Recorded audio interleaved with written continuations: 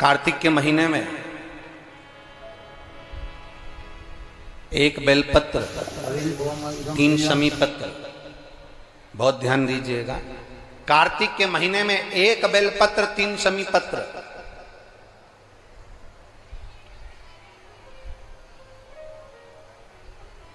कार्तिक के महीने की दोनों अष्टमी में से किसी भी अष्टमी पर, चाहे उजाले की हो चाहे अंधेरे की, शुक्ल पक्ष की हो चाहे कृष्ण पक्ष की, एक बेलपत्र, 3 शमी पत्र।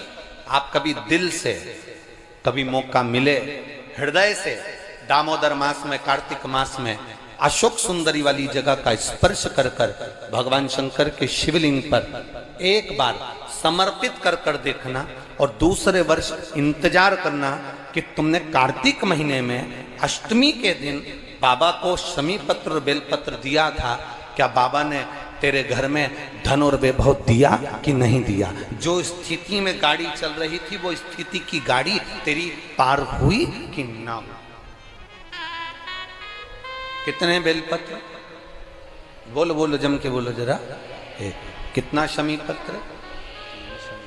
एक बेलपत्र, 3 शमी पत्र।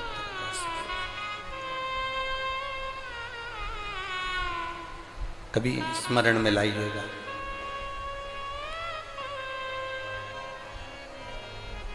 बस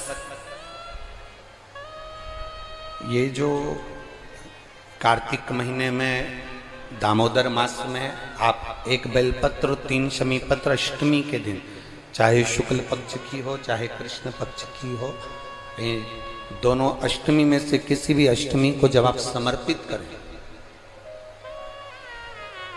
तो चंपेश्वर महादेव का नाम लेकर, कौन से महादेव? जम के बोलो जरा, सबकी आवाज आना चाहिए। चंपेश्वर महादेव, केवल चंपेश्वर महादेव का नाम लेकर आप अशोक सुंदरी का स्पर्श कराकर शंकर भगवान के शिवलिंग पर समर्पित करें। अशोक सुंदरी तो मालूम है ना सबको? ये जलाधारी, ये बीच में से जो 2 लाइन गई, गणेश कार्तिकेय, और बीच में एक लाइन जाती है मोटी सी शिवलिंग के सम्मुख में, उसको अशोक सुंदरी का स्थान कहा। शंकर भगवान के ऊपर जो जल की जलाधारी लगती है, जिसमें से बूंद बूंद पानी गिरता है, वो भगवान शंकर की 5 बेटियां हैं जो ऊपर कलश के रूप में रखी रहती हैं, जिसमें से बूंद बूंद जल नीचे गिरता है। जया, विषहरा, शामली बारी, दौतली, देव। शिव जी की 5 बेटी, शंकर भगवान की 6ठी बेटी अशोक सुंदरी बीच में। जब आप बेलपत्र 1, शमी पत्र 3, चंपेश्वर महादेव का नाम लेकर अशोक सुंदरी का स्पर्श कराकर भगवान शंकर को जब आप समर्पित करेंगे इस कार्तिक महीने में, दामोदर मास में, अष्टमी तिथि के दिन, चाहे वो शुक्ल पक्ष की हो चाहे वो कृष्ण पक्ष की हो, अष्टमी तिथि को अगर समर्पित करते हैं तो आप वर्ष भर में इंतजार कर कर जरूर बताना कि तुम साल भर पहले जितना कमाते थे, वर्ष भर पहले तुम जो व्यापार व्यवसाय कर रहे थे, साल भर से जो नौकरी के लिए प्रयास कर रहे थे, उसमें सफलता आपको अगले वर्ष की दामोदर मास आने से पहले मिली कि नहीं मिली, वो स्मरण आपके भीतर होना चाहिए।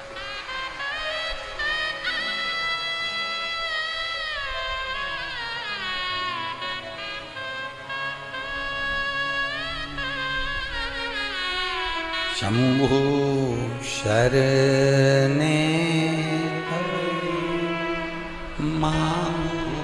घड़ी रे दुख काटो, दया करने दर्शन। आप दिल से उससे प्रार्थना करोगे तो वो दिल से दे देगा। महाराज, ईमान और जुबान, 2 चीजें व्यक्ति की पक्की होना चाहिए। क्या क्या? बोलो, जम के बोलो। ईमान और दूसरी जुबान पक्की हो।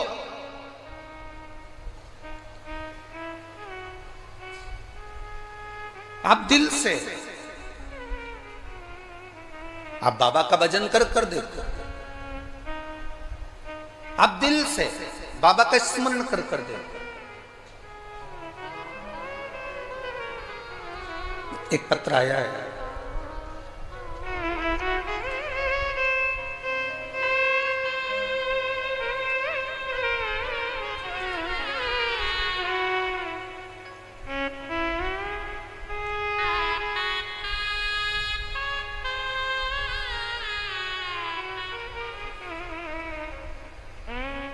चंद्रमुखी शर्मा, पता है राया मथुरा, कहीं बैठी हैं? हाथ हिला सकती हैं अगर कहीं बैठी हो तो हाथ हिलाइए। आप ही हैं? दोनों हाथ हिला दो एक बार। हाँ हिलाइए दोनों हाथ, ठीक है। एक बार वापिस हाथ हिला दो। चंद्रमुखी शर्मा, राया मथुरा से रहने वाली हूं गुरुजी। बाबा का मैं क्या गुणगान करूं। मेरी बेटी मुस्कान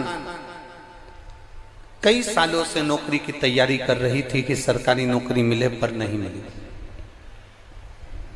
आखिरी में हताश होकर वो मंदिर जाना भी छोड़ी, भगवान का भजन करना भी छोड़ी। तब एक बार टीवी पर हमने कथा सुनी और कथा सुनकर हमारी बेटी से कहा कि देख, वो महाराज सियोर वाला कहता है कि शिव जी को एक लोटा जल चढ़ाना चाहिए। मां, हम ब्रज की रज में रहते हैं, ठाकुर जी का भजन करते हैं, शिव को जल चढ़ाने का बाबा कह रहे हैं।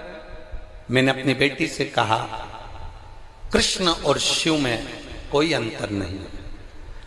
कृष्ण जब तक नहीं मिलते जब तक शंकर की भक्ति ना हो, और शंकर जब तक नहीं मिलते जब तक कृष्ण की भक्ति ना हो। ये दोनों का मिलना सरल नहीं है। मैंने कहा, जब टीवी पर बाबा कह रहे हैं, सियोर वाला महाराज कह रहे हैं कि एक लोटा जल सारी समस्या का हल, तो जड़ा चढ़ाने में जाता क्या है। मां 7 वर्ष से नौकरी की तैयारी कर रही हूं पर नहीं मिली, तो मुझे नहीं लगता कि मिलेगी, पर तुम कहती हो तो मैं शंकर जी को जल चढ़ाना प्रारंभ करती हूँ। शिव जी को जल चढ़ाना चालू करा मेरी बेटी मुस्कान शर्मा ने। और बाबा का मैं क्या वर्णन करूं गुरुदेव। मेरी बेटी ने एग्जाम दिया और बाबा की कृपा से उसका इंडियन नेवी में हो गया। मैं बाबा को यहाँ प्रणाम करने के लिए आई हूँ। ये शिव तत्व है भक्ति, ओ घड़ी है शंभु। बैठिए बहन। हर हर महादेव। अर्थात शिव महापुराण की कथा कहती है, आपका विश्वास, आपकी भक्ति, आपकी दृढ़ता, आपका विचार जब दृढ़ नहीं होगा तब तक भगवान कैसे मिलेगा।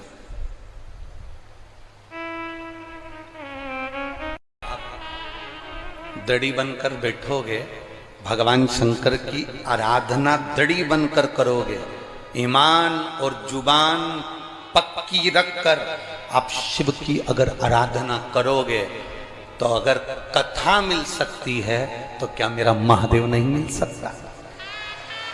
क्या मेरा शिव नहीं मिलेगा?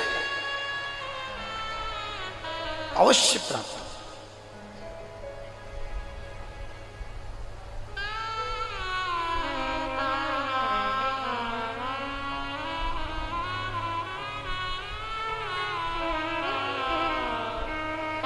ब्रज की रज में लोग आते हैं तो पेड़ों में कान लगाकर सुनते हैं राधा का नाम मिल रहा है। ब्रज की रज में लोग आते हैं तो वृक्षों के कान लगाकर सुनते हैं कि बंसी की धुन मिल रही है।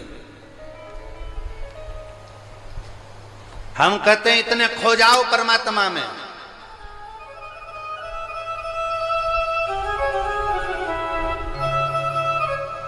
इतने खो जाओ परमात्मा में, इतने डूब जाओ भगवान में कि तुम्हें वृक्ष में कान लगाने की जरूरत ना पड़े। मेरा कृष्ण कन्हैया तुम जब चलो तो तुम में कान लगाकर तुम्हारे नजदीक में आकर खड़ा हो जाए, तो समझना कि ब्रज की रज में आना हमारा सार्थक हुआ।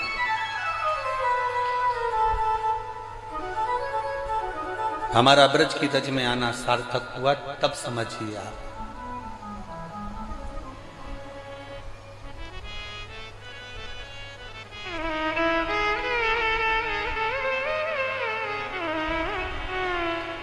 आप सब लोग ब्रज की रज में रहते हो, मीरा भगवान कृष्ण के पास जाती थी कि भगवान कृष्ण मीराबाई के यहाँ आते थे? बोलो जरा, उत्तर दो, जम के बोलो जरा।